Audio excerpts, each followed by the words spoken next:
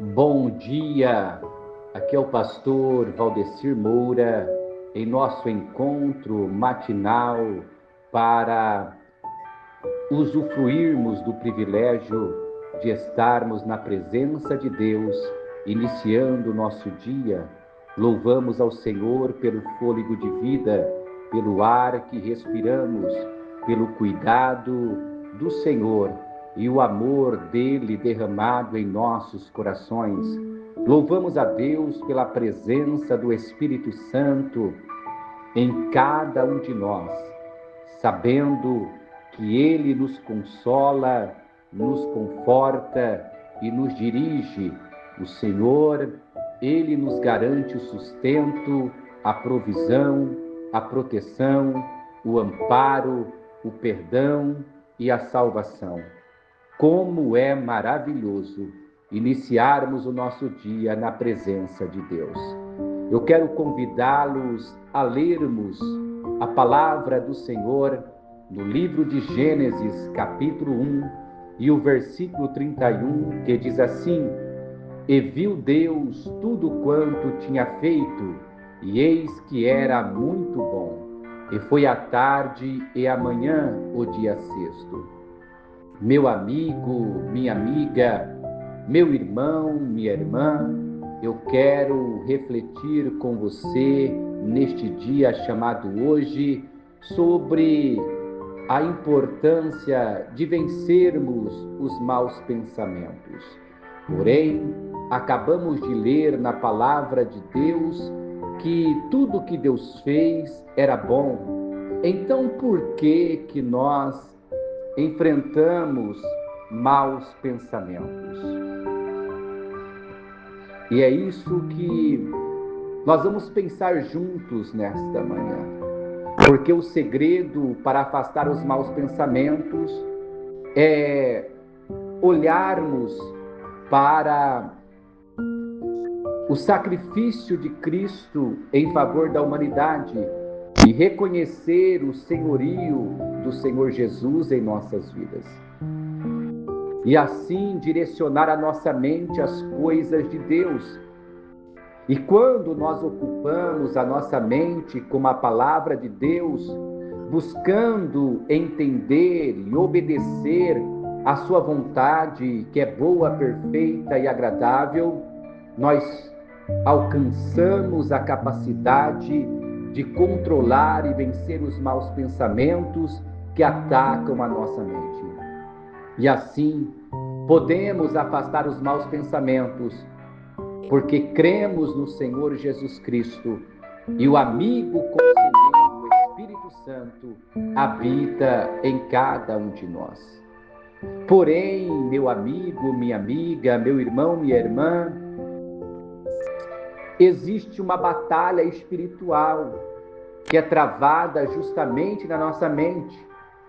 E o objetivo desta batalha é justamente o controle dos nossos pensamentos. E nós precisamos entender que uma pessoa, ou ela é dominada pelo pecado, ou ela é dominada por Deus. E diante dessa realidade, vemos que existem pessoas que têm dificuldade em compreender a existência de maus pensamentos que tentam controlar a sua mente. Então, logo vem a indagação, o questionamento: por que é que nós, seres humanos, temos maus pensamentos? Logicamente que a neurociência, a filosofia e a psicologia têm algo a dizer sobre os maus pensamentos. Porém, olhando para a palavra de Deus, que é luz para o nosso caminho e lâmpada para os nossos pés, ela nos diz no livro de Gênesis, no capítulo 2, a descrição, o registro sobre a criação do ser humano. E a palavra de Deus explica que o Senhor criou o ser humano à sua imagem e semelhança. O ser humano foi criado como um ser pessoal tendo a capacidade intelectual e responsabilidade moral. O ser humano, ele foi criado perfeito, santo e sábio. O ser humano possui vontade e discernimento, pois ele recebeu do Criador o livre-arbítrio, ele tem a capacidade de fazer escolhas e tomar decisões. Quando o ser humano foi criado santo, perfeito e sábio, a sua vontade era pura. A palavra de Deus diz claramente em Gênesis capítulo 1, versículo 31, como lemos, que tudo que Deus criou era bom. O ser humano tinha total condição de discernir e decidir de forma livre pelo bem espiritual ou pelo mal. Mas algo ruim aconteceu. O ser humano acabou fazendo uso do seu livre-arbítrio e direcionou seus pensamentos para fazer aquilo que desagrada a Deus. O ser humano permitiu que o diabo, o tentador, influenciasse os seus pensamentos e acabou transgredindo a lei de Deus. E a vontade do ser humano, precipitada no pecado, caiu de sua condição original. Ou seja, depois da queda do homem, o coração humano ficou inclinado ao mal. A vontade do homem natural deixou de ser livre e acabou se tornando escrava do pecado. Essa vontade foi adoecida e enfraquecida e ficou completamente morta e destruída, pois a Bíblia nos mostra que o homem pecador é um cadáver espiritual. Se olharmos para a carta aos Efésios, capítulo 2, versículo 1, veremos que o ser humano sem Cristo está morto em pecados e delitos. Essa realidade atingiu toda a humanidade sem exceção. Todos somos pecadores. Não restou um justo sequer. Todos foram destituídos da glória de Deus e carecem de sua graça, e só são restaurados por meio da aceitação e o reconhecimento do senhorio de Jesus Cristo. E todos podem ser atacados por maus pensamentos, mesmo aqueles que creem no Senhor Jesus Cristo, porque apesar de proferir a fé que agrada a Deus mediante o conhecimento da palavra do Senhor, e aquele que crê no Senhor Jesus Cristo é redimido e é regenerado pelo Espírito Santo, mas todo ser humano ainda possui sua velha natureza dentro de si. É bem verdade que aqueles que creem em Jesus Cristo são ressuscitados espiritualmente, porém isso não significa que a velha natureza foi aniquilada, pois a carne ainda deseja constantemente o que é contrário ao Espírito, e há diariamente uma batalha ocorrendo dentro de cada um de nós. E mesmo aqueles que são fiéis a Deus podem ser confrontados por maus pensamentos que tentam diariamente dominar a sua mente. Os maus pensamentos sempre vai sugerir práticas pecaminosas. Os maus pensamentos acabam tentando a cada um de nós a pecar contra Deus. Tiago, em sua epístola, no capítulo 1 e versículo 14, diz que cada um, porém, é tentado pela própria concupiscência, sendo por esta arrastado e seduzido. Porém, é importante sabermos que ser atacado por maus pensamentos por si só não é pecado. O pecado só acontece quando a pessoa ela permite que a tentação vai além dos maus pensamentos e se torna algo praticado, experimentado e vivenciado. Tiago ensina dizendo: havendo a concupiscência concebido, dá luz o pecado, e o pecado sendo consumado gera morte. Mas então, como nós podemos vencer os maus pensamentos? Vemos que não existe dúvida de que os maus pensamentos são destrutivos e que eles devem ser resistidos por cada um de nós. Mas essa batalha espiritual só pode ser vencida com a ajuda do amigo conselheiro, o Consolador, o Espírito Santo de Deus. Todos nós possuímos a velha natureza que sempre caminha para ser escrava das obras da carne. Mas aqueles que se rendem a Cristo agora também têm a nova natureza na pessoa de Jesus. E essa nova natureza se inclina a obedecer a Deus. Por isso devemos ter plena confiança, entregando-nos completamente ao Senhor nosso Deus, sabendo que Jesus Cristo é quem domina a nossa mente. E assim podemos afastar os maus pensamentos mediante a santificação. Porque através da santificação, o Espírito Santo vai nos capacitando para andarmos de acordo com a palavra de Deus, sabendo que através da obra redentora de Jesus Cristo, que nos propicia a oportunidade de sermos habitados pelo Espírito Santo, nós podemos nos despir da velha natureza que se corrompe por maus pensamentos, por meio de desejos enganosos, e assim nos revestir da nova natureza em Cristo, como ensina o apóstolo Paulo na carta aos Efésios, dizendo que somos criados para ser semelhante a Deus em justiça e em santidade provenientes da verdade. E nós podemos mudar os